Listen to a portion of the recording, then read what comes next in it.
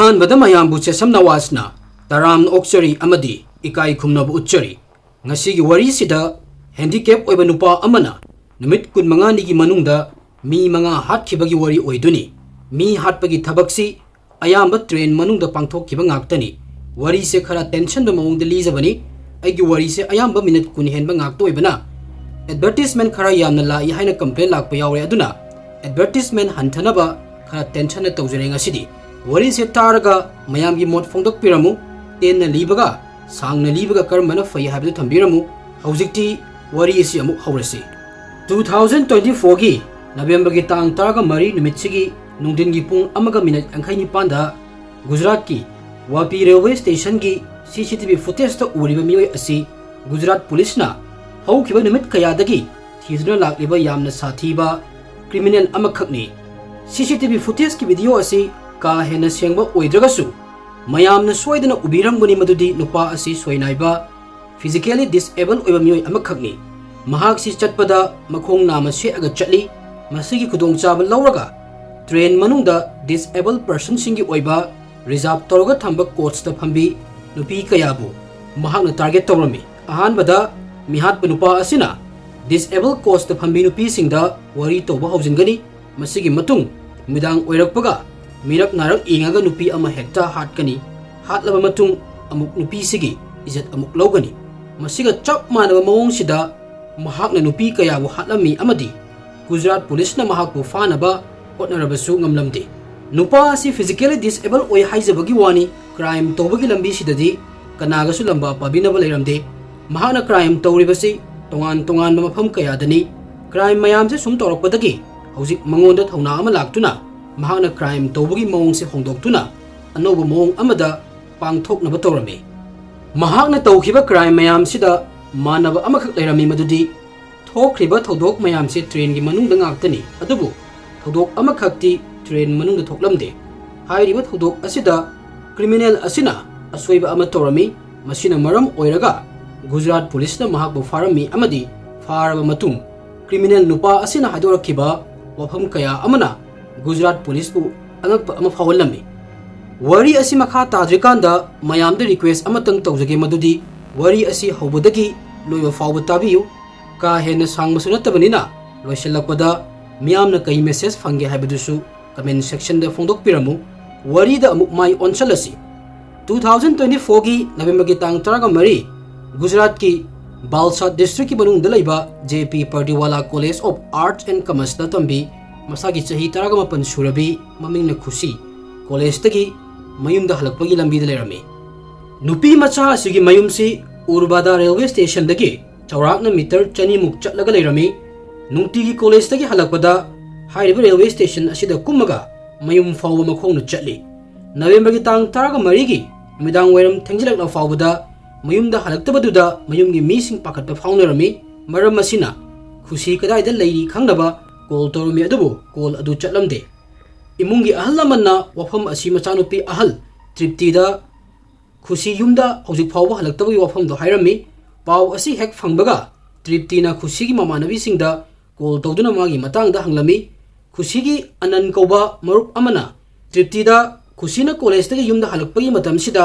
aiga phone da wari tawrga leirami adubu ikhang khanghaudana nupa amagi khonjel phone tarami masigi matung khushi gi phone adum disconnect tawkhre hairami yamna pakhatpagi figam da tripti amadi khushi gi marup mahakpu thiba laklami moina sum lakpada station yawdrikan marak sida leiba hainogi farm amagi manakta chapal ama targa leiba urami masigi matung akoibaduda thiba humba tawbada gyan mangduna khushi targa leiba thengnarami yamna thuna khusibu manak nakpada leiba civil hospital amada pukhatlami adabu laibakna thiridi hospital yobada doctor na khushi di sire haina hairaklami asomdana thodok thokhamda lakiba police na accidental death kamari leinana FIR ama lokat ami aduga yamna thuna khushi gi asiba hakchang postmortem bidamak thakhirami pung kharagi matungda lakiba postmortem gi report uraga police amadi imung manunggi mioi sing wakhal gyan thoklamde kaigino hairagadi khusina sikhibasi accidentally oina siba nate postmortem report asida yamna clearly irami madudi ahanbada khusibu nupi oibagi ijat manghalami masigi matungda khauri metuna hatkibani ꯊꯧꯗꯣꯛ ꯑꯁꯤꯒꯤ ꯃꯇꯥꯡꯗ ꯑꯅꯧꯕ FIR ꯑꯃ ꯅꯧꯅ ꯑꯃꯨꯛ ꯂꯧꯈꯠꯂꯝꯃꯤ ꯑꯃꯗꯤ ꯄꯨꯂꯤꯁꯅ investigation ꯍꯧꯔꯝꯃꯤ इन्वेस्टिगेशन तौरगा लैरिकानसिदा असीबा फंगफमसिदगी अमूबा बेग अमा अमदी अमूबगा अंगौबगा लांगबा फुरिट अमसु फंगलमी बेग असी हांगदोक्तुना येंगो मतमदा जर्सी अहुम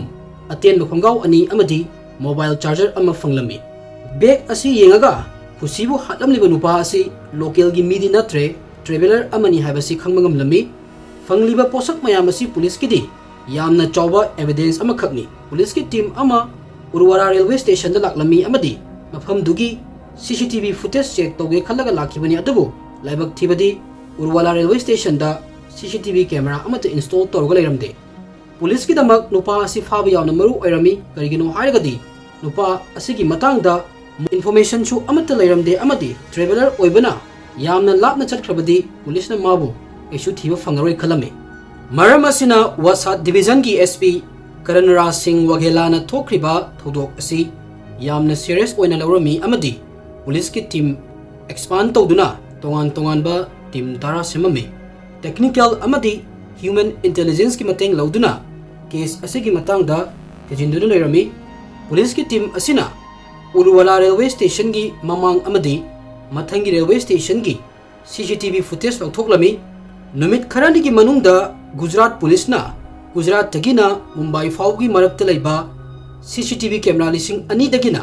मंगा फाउबा चेक तौरमी नुमित खरानी लेप्तना चथरकपा नुपा असिबु थिबगी ऑपरेशन ममैदा माई पाकलमी बापी रेलवे स्टेशन की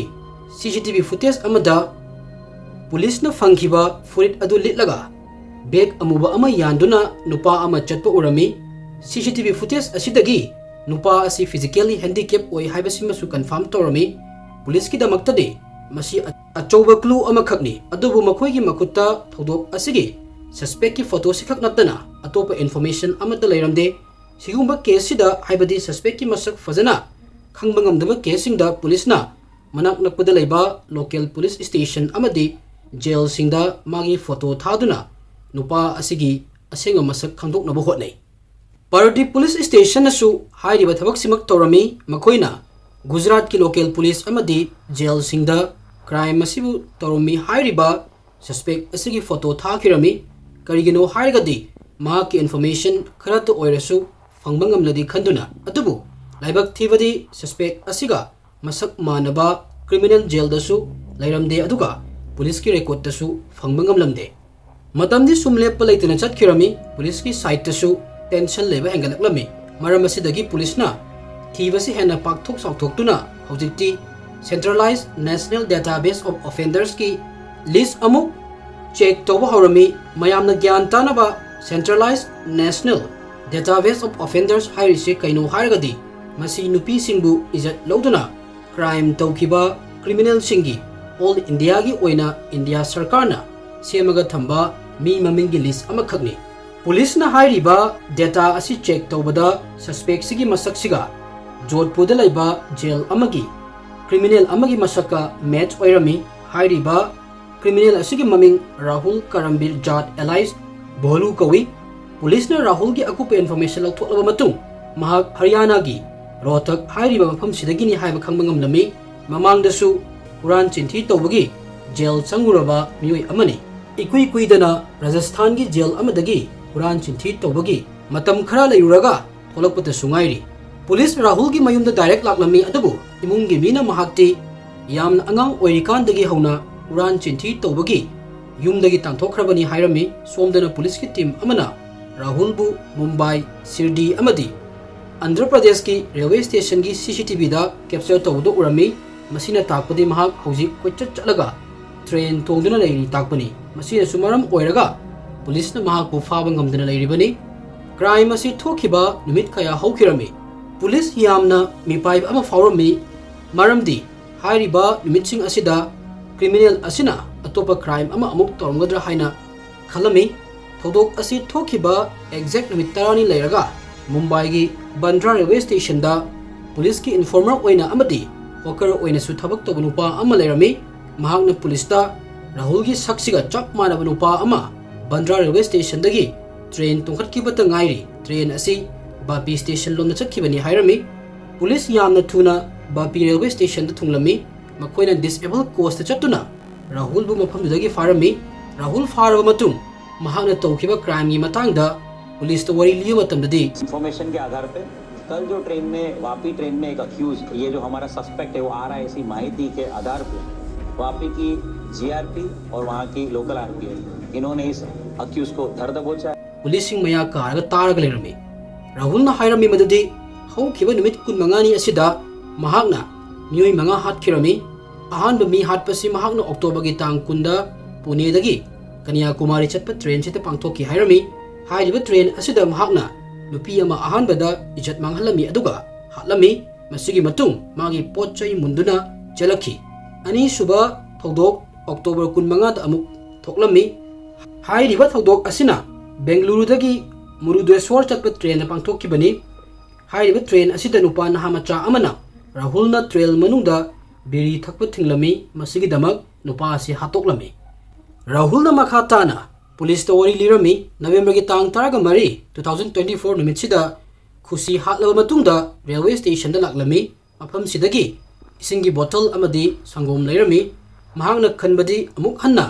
खुशी की मनाक्ता चटलगा माबु नुपी ओइबगी इज्जत लौबनी मरम असिननी महांगना बेग अमदी फुरित मफमदुदा थममीबदु अदुबु महांगना रेलवे स्टेशन दगी हलकपदा मी मयाम अमा पुल्लगा लेरमबदु उबदगी महाक मफमदगी चलखी मसिगी मतुंग नवेंबर की तांग तरागा मापनदा चाही हुंफु सुरबी सुस्मिता चैटर्जी कोबी तबलागी ओजानुपी अमसु महाकना नमफुदा इज्जत लौरमी अमदी थांगना हंजन हंजन थिंदुना महाकपु हातलमी मसिगी मतुंगदा मफमदुदगी पैसा ओइना नुपा लिसिंग तरा अमदी पोचै कया अमा पुदुना चलकलमी पुलिसना फाबा नुमित नवेंबर की तांग 23 2024 सिदसु महाकपु फाद्रिकान पुंग खरगी ममांगदा सही 19 सुबता ngairibi nupi amasu yamna minungsi leitana hatlami party police station na rahul na pangthokhiba crime mayam se tongan tongan ba state singi police ka pau fauna duna chumbra lanbra haina su check torami loinamak chumlami masigi matung rahul bu custody remand lautharaga wahang pohang toruga lerami rahul gi mathakta mi hatpagi nupi u ijat manghanbagi IPC section 103 IPC section 64 Clause 1 की मथक्ता case लौखटलमी हाइरिबा crime असिदा moral लेरे हाइना माबु लाउथोकपा तारगदी सीबगी दंदी नत्रगा मपुंची चुप्पगी jail लेबगी चराक फंगनी हौजिकी ओइना final judgement अमा फाउ लाउथोक्ट्री police की मफमदा यामना चावहंग अमदी राहुल ना हाइरिबा crime सिंग असि करिगी तौरिबनो police ने राहुल दा करिगी दमक नुपीबु इज्जत लौरगा मोगी पोचै हुरालिबनो हंगलमी मतमसिदा राहुल ना हाइरमी मदुदी महान अंगांग ओइरिकांदगी ट्रक थौबसी यामना पामजरमी अदबु महाक पोलियो थुंगलमी ममानबा मयामना महाकपु नोकनबीबा करीमनबा तौरमी पोलियो नाबना ट्रक सु थौबा याद्रबा अमदी ममानबा मयामि करीमनबा असिदगी साउनिंगदुना हुरान चिंथिगी लाइन सिदा खोंदाखिबनि हाइरमी अदबु मी हातपगी मतंग सिमदी महाकना हाइदोकलमदे पुलिसना कन्ना होटनरबसु पाकुम अमता फंगमंगलमदे अदबु महाकि वाफमसिना महाकना तौरिबा क्राइम सिगी जस्टिफाई तौबदी यारोय ngasi akhoi gi leibak sida train manungda tongliba nupibu oigera nupabu oigera safe oidre khusigi mihachi thoklamdragadi rahul haujiksu police na phabangam lamoi hairiba case asina akhoi mayambu mit mai panghanba amasu oi maramdi mioi khudimakna physically handicap khudimakta loina minungsi utpa mateng pangba tobu ngaktani adubu rahul gumba mioi kaya amasu hairiba physically handicap khudong chaba loduna crime तौबा कया अमसु लई हाइबसी अखोइना खंगफम थोई मसिनी मयाम ngasi aigi warisi mamangdasu haijakhiba warisi ka haina sangba nate handicap person amana train manungda mioi kaya ma hatpagi wari oidunika wari se taraga mayam geba mosu phongdok piramuka masi hairaga ilo shinjage thank you everyone